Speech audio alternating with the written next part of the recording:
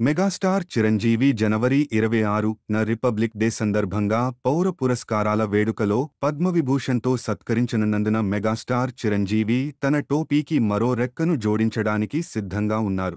భారతీయ సినిమాకి ఆయన చేసిన కృషికి అలాగే అతని దాతృత్వ పనికి భారత ప్రభుత్వంచే నటుడిని సత్కరిస్తుంది. పద్మవిభూషణ్ భారతదేశంలో రెండవ అత్యున్నత పౌర పురస్కారం, భారతరత్న అత్యున్నత గౌరవం. 60కి పైగా సినిమాలతో దేశంలో సినీ రంగానికి చేసిన సేవలకు గాను చిరంజీవికి ఈ గౌరవం దక్కనుంది.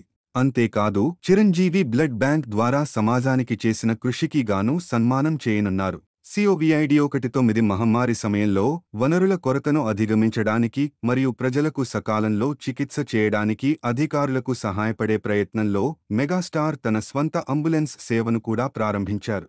ఇదిలా ఉంటే మెగాస్టార్ ఇటీవలే జనవరి 22న అయోధ్యలో జరిగే రామజన్మభూమి ప్రాణ ప్రతిష్ఠ కార్యక్రమానికి హాజరు కావాల్సిందిగా ప్రధాని నరేంద్ర మోదీ నుంచి ఆహ్వానం. చిరంజీవి 2002లో IFFI Indian film personality of the year award మరియు 2016లో ఆంధ్రప్రదేశ్ ప్రభుత్వం నుండి రాష్ట్ర గౌరవ రఘుపతి వెంకయ్య అవార్డు వంటి ఇతర ప్రతిష్టలను అందుకున్నారు.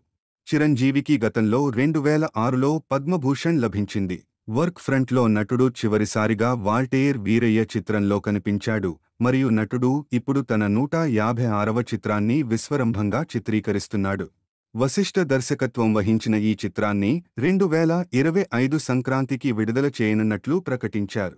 యువి క్రియేషన్స్ నిర్మాతలు ఆయన తదుపరి చిత్రం విశ్వరాంబ కోసం ఉత్సాహంగా ఉన్నారు. ఈ చిత్రం హిందూ పురాణాల నుండి తీసుకోబడిన ఇతివృత్తాలతో కూడిన గ్రాండ్ ఫాంటసీ చిత్రానికి హామీ ఇస్తుంది. మీరు మా కంటెంట్ని చూడాలనుకుంటే మరియు మీకు మా కంటెంట్ నచ్చితే దయచేసి మా తెలుగు ఫిల్మ్ ఫోరంకి సబ్స్క్రైబ్ చేయండి.